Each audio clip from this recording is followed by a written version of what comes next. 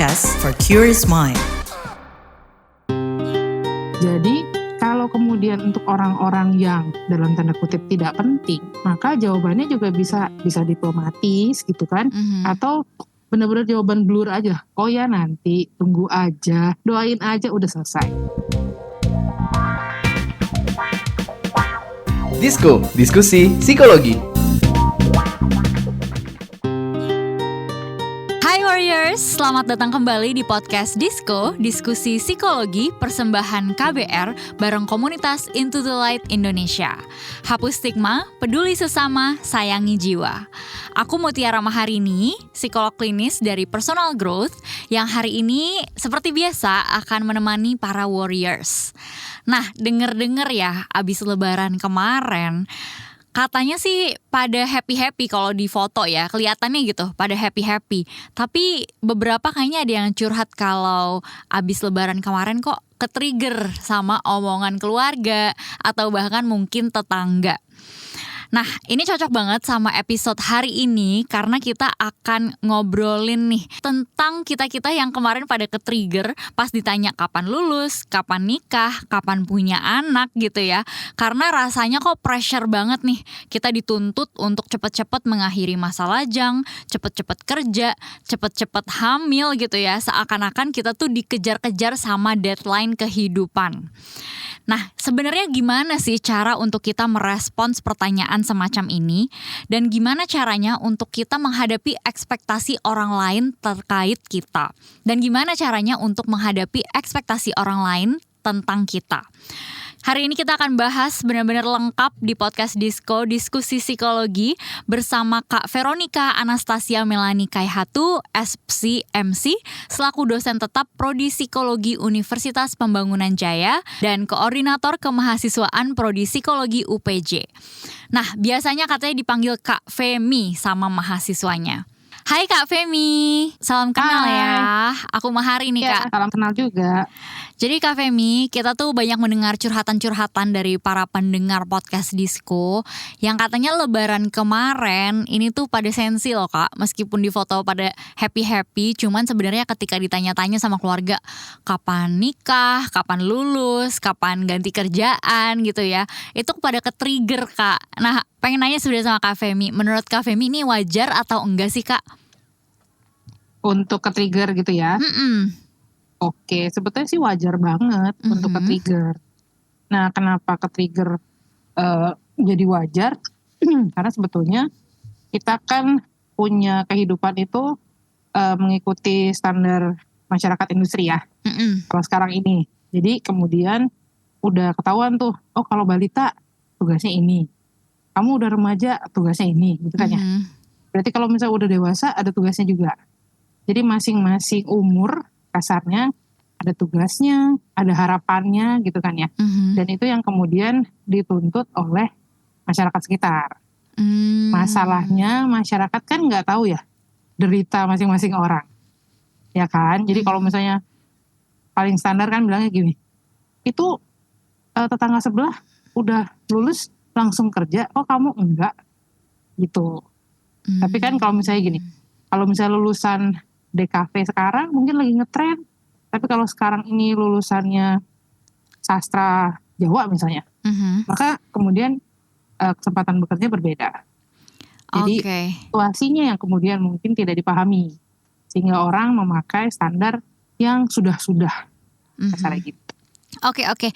Jadi dari Kak Femi sendiri mengatakan bahwa sebenarnya wajar bahwa ada ekspektasi sosial ya Kak Femi tentang kita kapan akan lanjut kuliah, kapan akan lanjut nikah, kapan akan punya anak gitu. Karena kalau di psikologi memang ada ya Kak Femi tugas-tugas perkembangan gitu secara sosial. Di umur berapa kita biasanya lagi ngapain? Contohnya misalnya remaja kita biasanya lagi cari identitas. Kemudian usia 20 ke atas kita lagi cari intimacy gitu ya Kak? Iya betul. Nah, jadi kalau misalnya itu kan lebih tentang orang-orang yang nanya ya Kak, wajar kalau mereka nanya. Tapi kalau untuk para warriors, para pendengar podcast kita yang ke-trigger itu wajar juga atau enggak Kak? Nah, kalau ke-trigger berarti sebetulnya mereka menggunakan standar itu juga untuk dirinya. Kasarnya gini, kalau misalnya misalnya saya gitu ya, saya umur berapa? umur 20. Mhm. Terus kemudian tanya, kok belum punya pacar? Misalnya. Terus kemudian saya ke-trigger, ya tersinggung gitu.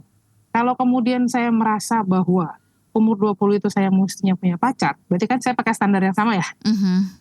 Maka kemudian saya akan merasa gagal dong.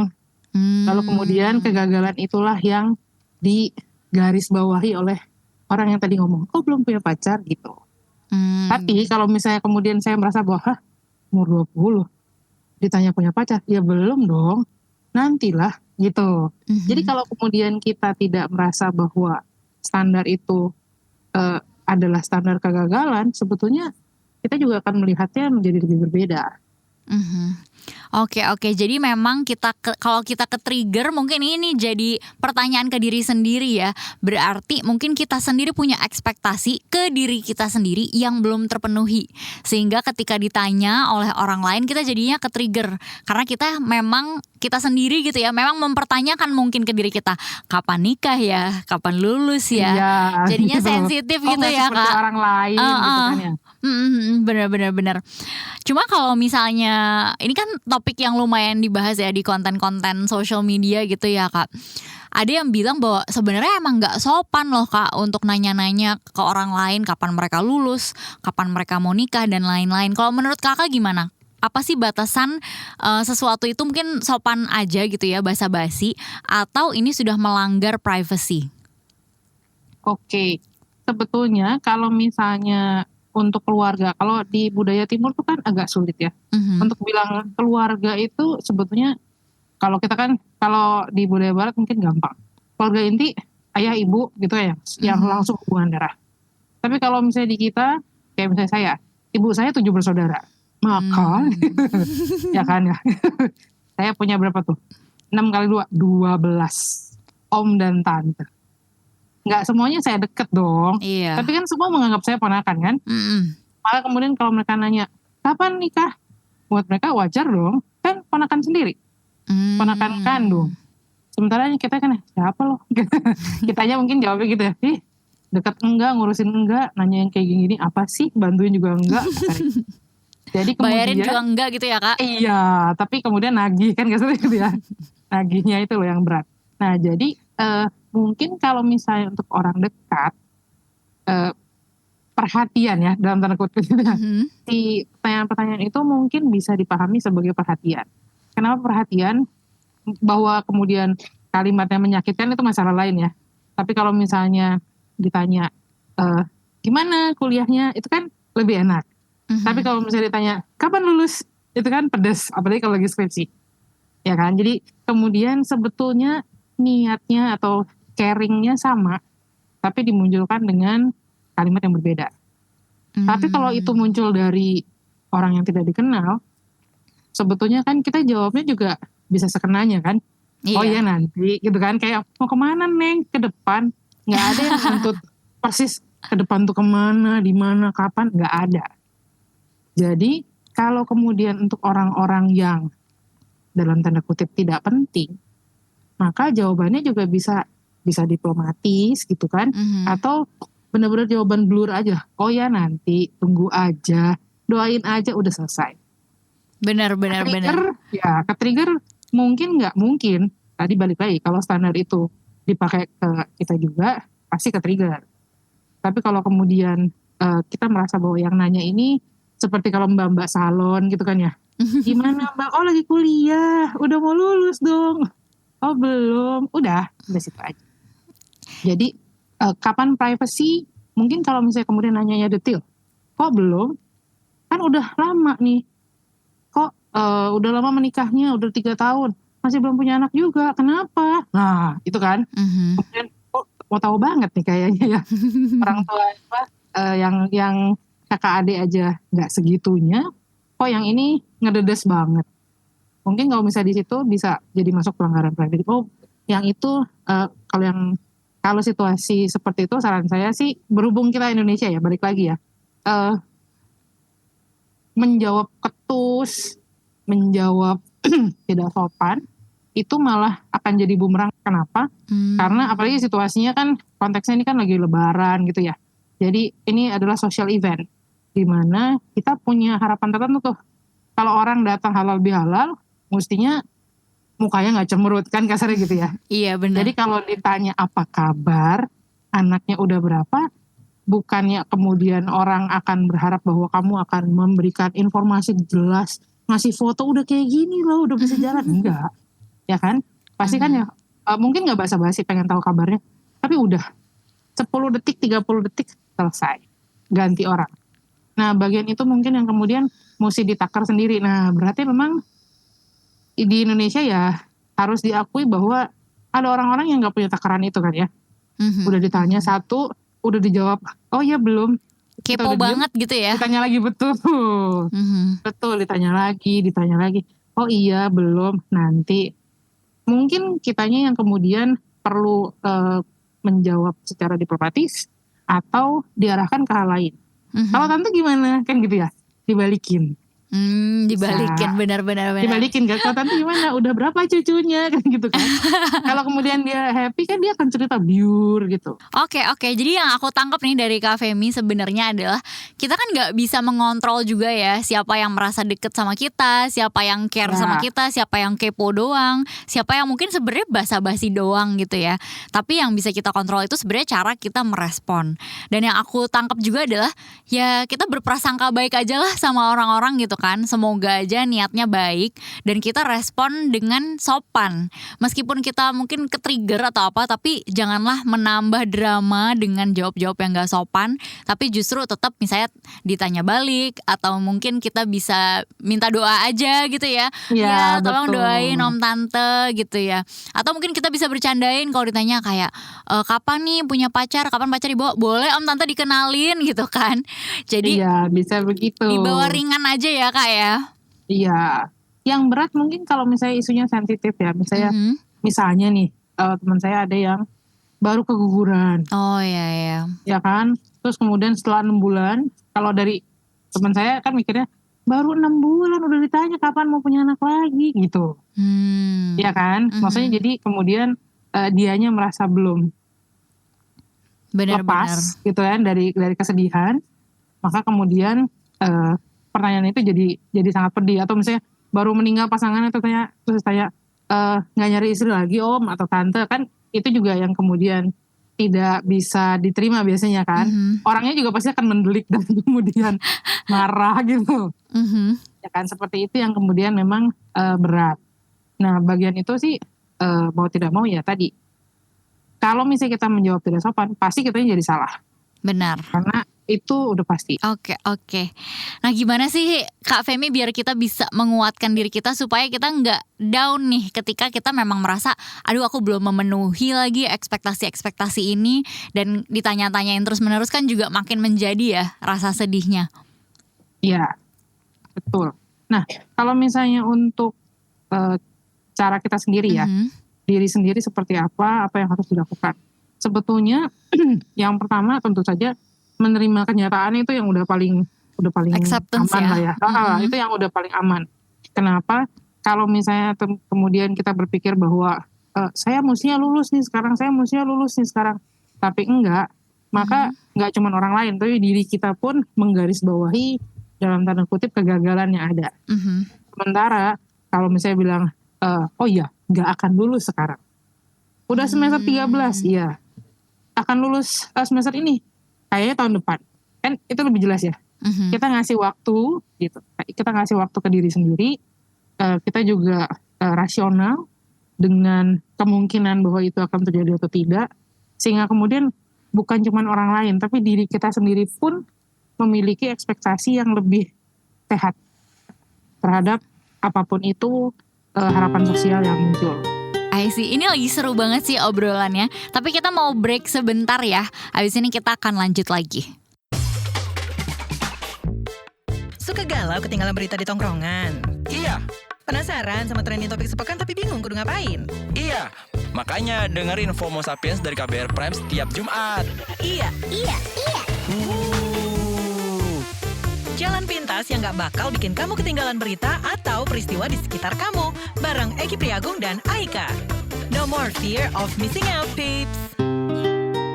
Oke Warriors, kita lanjutin lagi obrolan kita soal menghadapi ekspektasi orang lain.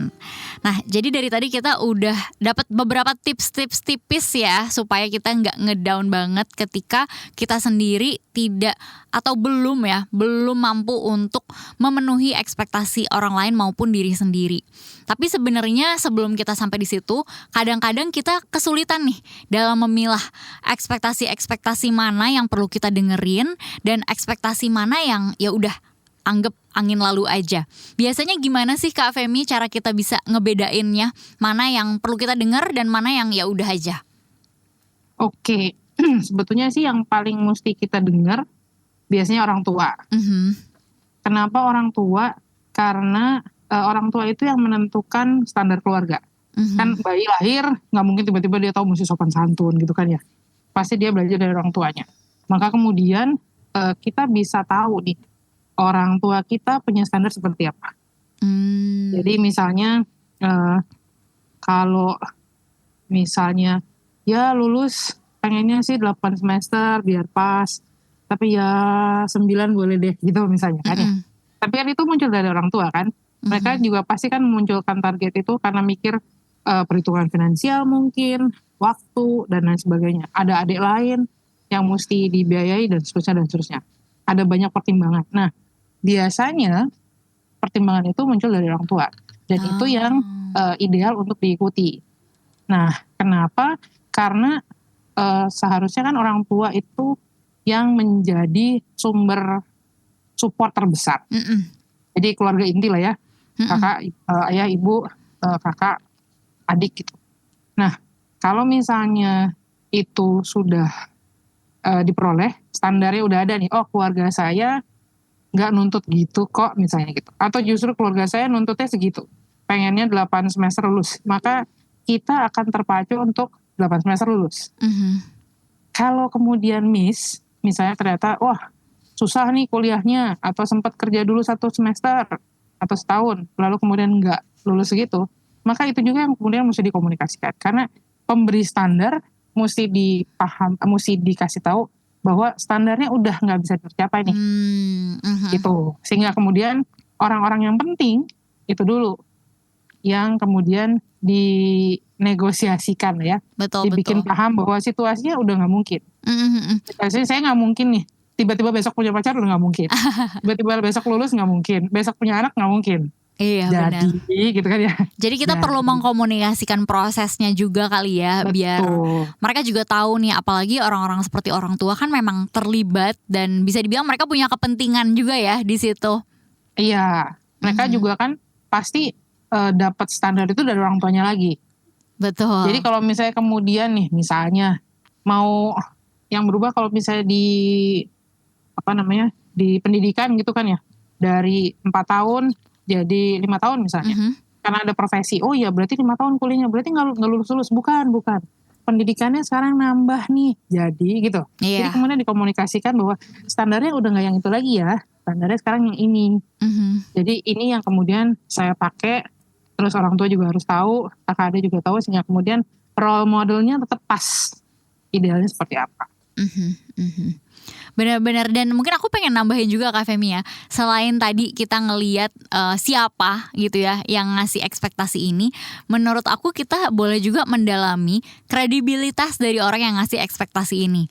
Contohnya misalnya kita punya tante atau om yang kita tahu bahwa background dia emang bagus nih, misalnya di bisnis atau di hal yang kita minati. Nah mungkin ekspektasi atau pengalaman yang mereka kasih kita bisa lebih dengerin gitu ya, dibandingkan orang yang ngasih nasehat atau ngasih ekspektasi. Padahal kalau kita lihat backgroundnya, kayaknya mereka juga nggak paham deh sama situasi kita saat ini. Ya. Jadi kayak misalnya kalau misalnya pengen jadi dokter, kalau udah tante yang dokter ya dengerin dia dong. Bener. Gitu kan ya. Bener, tante yang Kak. lain yang mungkin insinyur atau kemudian pengacara ya beda gitu kan. Bener. Dan ini terakhir banget sih Kak. sebenarnya kalau misalnya kita sendiri punya target gitu ya, kadang-kadang omongan-omongan orang di sekitar, khususnya keluarga ya, itu suka bikin kita sakit sendiri dari ekspektasi-ekspektasi mereka. Kira-kira gimana ya Kak biar kita bisa tetap berpegang teguh pada plan kita dan pada akhirnya kita berhasil gitu untuk mencapainya, nggak goyah karena pandangan-pandangan orang yang mungkin sebenarnya kurang relevan nih dengan diri kita sendiri. Yang pertama adalah memastikan bahwa target kita itu tepat. Maksudnya gimana sih? Maksudnya gini, kalau tadi standarnya kan beda, iya. Pertanyaannya adalah standar yang kita pegang itu udah benar atau belum? Nah, kalau misalnya standarnya kita udah yakin ya, bener kok. Karena saya udah ngecek, saya udah tahu. Atau misalnya gini, memang saya sempat gagal gitu ya. Saya sempat gagal nih 1 semester nilainya ambrol. Lalu kemudian jadi kemudian mundur. Tapi kan gitu ya. Tapi kalau sudah diperbaiki dan kemudian sudah prediksinya ke depannya ini akan oke. Maka standar yang saya pakai wajar nih. Bener kok. Kalau saya akan lulus tidak 8 atau 9 semester tapi 12. Tapi 12 semester cuman saya yakin bahwa dengan ini saya bisa kerja. Saya yakin dengan segini saya bisa diterima di tempat lain, atau saya bisa usaha, atau saya bahkan sudah bekerja sebelumnya, dan lain sebagainya. Berarti standar yang saya pakai oke kok. Tidak akan membuat saya rugi. Itu yang pertama. Nah, dengan kita yakin standar yang kita pakai itu benar, standar, rencana gitu ya, kemudian tindakan kita berikutnya seperti apa, maka kepercayaan diri kita juga akan lebih baik, ya kan? Yes. Benar kok ini, gitu. Kalau kepercayaan diri lebih baik, maka kemudian semua hal akan kita pandang sebagai sesuatu yang positif, cenderung positif lah. Jadi kalau misalnya yakin gitu ya, ini memang pacar yang paling pas buat saya, tapi kan dia nggak ganteng, tapi dia baik gitu. Jadi kan kemudian kita bisa ngelihat ya, kita selalu melihat bahwa enggak kok, ini udah bener. Karena kita udah yakin juga ya Kak. Iya betul, kita udah yakin. Kemudian kepercayaan diri juga jadi baik. Dengan itu juga motivasi untuk mencapai target-targetnya juga pas. Maka di atas kertas mestinya keberhasilan untuk mencapai target-target yang diharapkan, walaupun mungkin tidak sesuai dengan waktu dari orang lain, itu lebih mungkin untuk tercapai. Oke, thank you banget Kak Femi. Ini sangat-sangat insightful banget hari ini. Semoga warriors yang denger, yang awalnya mungkin masih menggebu-gebu, masih kepikiran sakit hati ya dari omongan para tante-tante julid pas lebaran kemarin, udah bisa lebih memaafkan dan juga lebih memahami sebenarnya, berempati juga. Mungkin mereka maksudnya baik gitu ya, atau mungkin mereka basa-basi aja, dan sebenarnya lebih baik kita fokus aja sama ekspektasi diri kita sendiri yang memang seperti tadi Kak Femi bilang udah kita sesuaikan juga kalau ini sudah benar-benar sesuai juga sama diri kita gitu ya Kak. Thank you banget Kak Femi untuk diskusinya dan juga untuk insight-nya hari ini. Thank you banget juga untuk para warriors yang udah mantengin obrolan kita. Sampai ketemu lagi di podcast episode selanjutnya. Dengarkan di kbrprime.id. Aku Mahari, pamit undur diri dulu ya. Bye-bye. Disko, diskusi psikologi.